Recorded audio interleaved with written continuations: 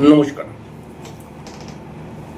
জন্মছক যখন আমরা বিচার করি তখন যে কোনো ভাব বিচার করতে গেলে বা যে কোনো বিষয়কে যদি আমরা বিচার করতে চাই তাহলে সেই বিষয় কেন্দ্রিক ভাবপতি ও সেই বিষয়ের কারক গ্রহকে আমাদেরকে দেখতে হয়। আজকে এই কারক গ্রহকে নিয়ে কিছু কথা বলবো এবং আপনার বিচার করার পদ্ধতিকে একটু অন্যভাবে ভাবনা চিন্তা করার একটা পদ্ধতি বলবো, অর্থাৎ আপনি যাতে আরো সুন্দরভাবে বিচারটি করতে পারেন। দেখুন, যখনই আমরা কোনো ভাব বা কোনো বিষয়ের ফল বার করতে চাই যে সেই বিষয়টি ভালো হবে না খারাপ হবে, এর জন্য আমাদেরকে ভাবপতি এবং ভাবকারক গ্রহের দিকে নজর দিতে হয়।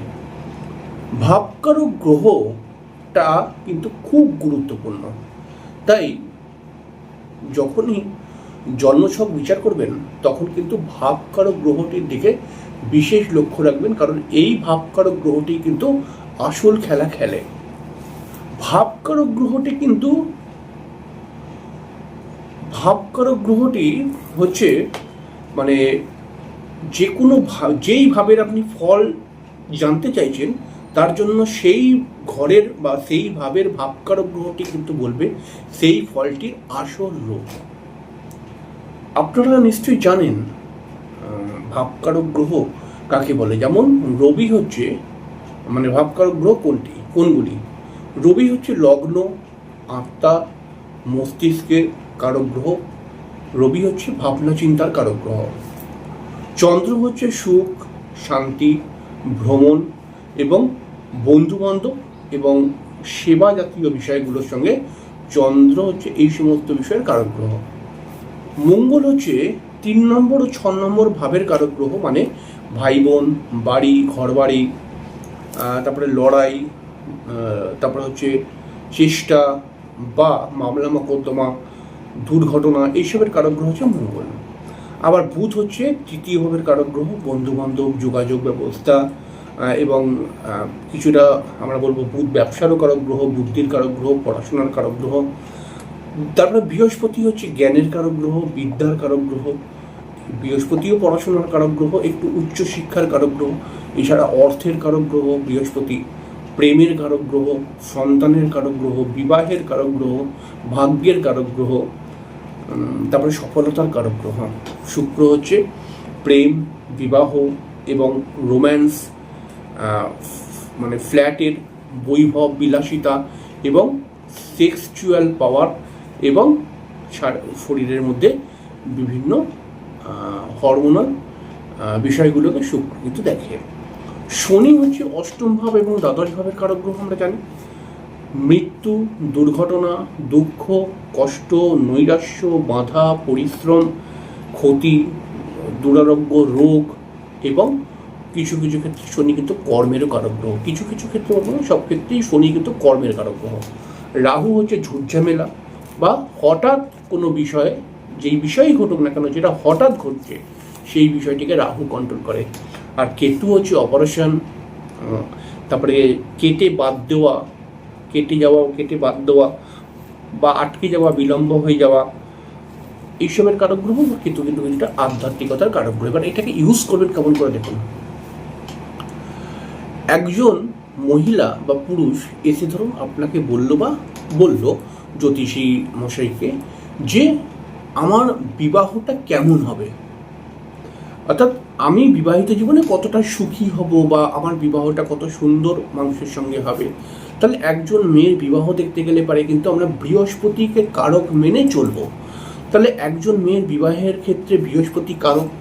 এইবারে ধরুন মেয়েটির জন্মছকের মধ্যে তার 7ম ভাব অর্থাৎ লগ্নের 7ম ভাবের মধ্যে বসে রয়েছে নবমপতি।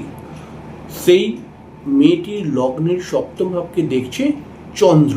মনে করে যাক চন্দ্র লগ্নে বসে রয়েছে, 7ম ভাবকে দেখছে, কিন্তু সেই মেয়েটির জন্মচক্রের মধ্যে বৃহস্পতির নিচস্থ এবং সেই বৃহস্পতি কিন্তু রাহুর দ্বারা যুক্ত হয়ে রয়েছে। তাহলে এখানে আমরা কি পেলাম? 7ম ভাব ভালো, 7ম ভাবের মধ্যে একটি শুভ গ্রহের দৃষ্টি রয়েছে, কিন্তু কারক গ্রহ নিচস্থ হয়ে গিয়ে পীড়িত হয়ে গেছে। তাহলে কথা আর না বাড়িয়ে এক কথায় উত্তর দিয়ে দিন, আপনার বিবাহটি কিন্তু সুন্দর হবে, কিন্তু বিবাহিত জীবন কিন্তু সুন্দর হবে না। এক কথায় বলে দিন। আবার আর একটা উদাহরণ দিই। ধরুন একজন মানুষের লগ্নের মধ্যে বসে রয়েছে, মনে করা যাক লগ্নের মধ্যে বসে রয়েছে বৃহস্পতি। একজন মানুষের লগ্নের ওপর বসে রয়েছে বৃহস্পতি, লগ্নপতি একাদশ স্থানের মধ্যে চলে গেছে, কিন্তু সেই লগ্নের কারক গ্রহ রবি, সেই রবি কিন্তু জন্মচক্রের মধ্যে রাহুর সঙ্গে বসে রয়েছে, শনি দৃষ্ট হয়ে রয়েছে, মানে লগ্নের কারক গ্রহ রবিটি অনেকটা বেশি পীড়িত হয়ে গেছে। তাহলে আপনি বলে দিন যে আপনার লগ্নের মধ্যে বৃহস্পতি, লগ্নপতি একাদশ স্থানে, এর ফলে আপনার শরীর স্বাস্থ্য ভালো হতে পারে, কিন্তু আপনি এমন কিছু ভাবনা চিন্তা করবেন, এমন কিছু ব্যক্তিত্ব প্রকাশ পাবে যেটা কিন্তু ঝুটঝামেলা লড়াইয়ের মধ্যে আপনি কিন্তু ভেসে যেতে পারেন। অর্থাৎ আমরা এই কথাটাকে যদি বুঝতে চাই, তাহলে যেই বিষয়কেই আমরা দেখছি সেই বিষয়ের কারক গ্রহ যদি ড্যামেজ থাকে, তাহলে সেই বিষয়টা কিন্তু আলটিমেটলি ড্যামেজ। ধরুন একজন মানুষ একটা আইনি ঝামেলার মধ্যে পড়ে গেছে। এখন অনেক সময় জ্যোতিষীদের কাছে অনেকে প্রশ্ন করে যে আমি কি আমার মামলাটায় জিতবো, বা আমি কি এখানে এই কোর্ট কেসের সফলতা পাবো। তাহলে আইনি ঝামেলার বিষয়গুলোকে দেখে কি মঙ্গল, তাহলে আর ষষ্ঠ ভাব। এবারে দেখা যাচ্ছে যে ষষ্ঠ ভাব মোটামুটি ভালো রয়েছে, কিন্তু মঙ্গল জন্মচক্রের মধ্যে অত্যন্ত পীড়িত। তাহলে আপনি বলে দিন যে আপনি আইনি ঝামেলা জিততে পারবেন না, বা অনেক সমস্যা আসবে। আবার ধরুন আপনি দেখছেন ষষ্ঠ ভাবের মধ্যে রাহু বসে রয়েছে, কিন্তু মঙ্গল অতি ভালো হয়ে রয়েছে, যে আইনি ঝামেলার কারক গ্রহ মঙ্গল, সে মঙ্গল কিন্তু অনেকটাই ভালো হয়ে রয়েছে। তাহলে আপনি বলে দিন যে সেই মানুষকে যে আপনি কিন্তু আইনি ঝামেলা জিতে যেতে পারেন। ঠিক আছে? ঠিক তেমনইভাবে আমরা ধরুন একজন জাতক যখন অনেক সময় পড়াশোনা ক্ষেত্রে অনেক বাচ্চারা আসেন, তো অনেক সময় জিজ্ঞেস করে যে তাদের বাবা মারা যে আমার ছেলে বা আমার মেয়ের কি পড়াশোনা হবে, মোটামুটি পড়াশোনাটা ভালো করে করতে পারবে তো। এবার দেখা যাচ্ছে যে সেই মেয়েটি বা সেই ছেলেটির জন্মছকের মধ্যে চতুর্থ ভাব ভালো রয়েছে, কিন্তু চতুর্থ ভাবের কারক গ্রহ চন্দ্র, এবং পড়াশোনার কারক গ্রহ কিন্তু মূল পড়াশোনার কারক গ্রহ বৃহস্পতি। তাহলে এই দুটি গ্রহ যদি জন্মছকে পীড়িত থাকে, তাহলে পারে কিন্তু সেই মানুষের বা সেই ছেলেমেয়ের পড়াশোনার ক্ষেত্রে অবশ্যই নেগেটিভ এফেক্ট পড়বেই পড়বে। আবার একজন মানুষ কর্ম খুঁজছে, তো অবশ্যই কর্ম খুঁজছে, তাহলে কর্ম খুঁজছে বলে আমাকে কর্মের জায়গাটা যদি দেখতে চাই দশম ঘর, তাহলে দেখা যাচ্ছে যে দশম ঘরের মধ্যে কিন্তু একটি পজিটিভ গ্রহ বসে রয়েছে। মনে করা যাক দশম ঘরের অধিপতিই বসে রয়েছে, কিন্তু দশম ঘরের কারক গ্রহ শনি, সে কিন্তু অনেক ড্যামেজ জন্মচক্রের মধ্যে। মেষ রাশিতে নিচস্থ হয়ে গিয়ে রাহু কেতুর সঙ্গে যুক্ত হয়ে বসে রয়েছে। তাহলে সে কিন্তু কর্ম পেলেও সেই কর্ম বেশি দিন করতে পারবে না।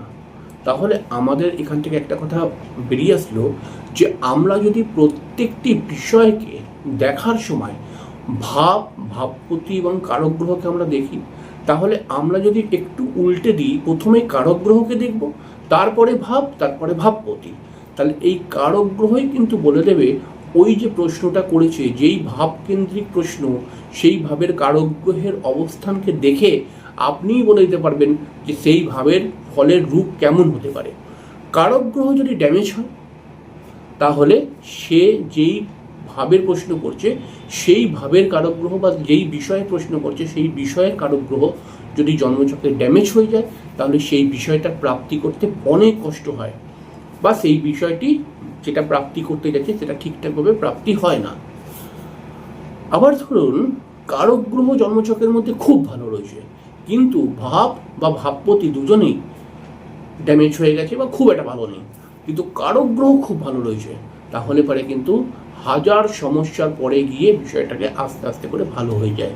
অর্থাৎ আপনি এই কথাটা সবসময় খেয়াল রাখবেন, কারক গ্রহ যদি খারাপ থাকে তাহলে সেই ভাবের ফল প্রাপ্তি করতে জাতকের বেশ কিছু সমস্যা আসে, এবং যদিও সে প্রাপ্তি করে নেয় তাহলে সেটা ঠিকঠাক হয় না।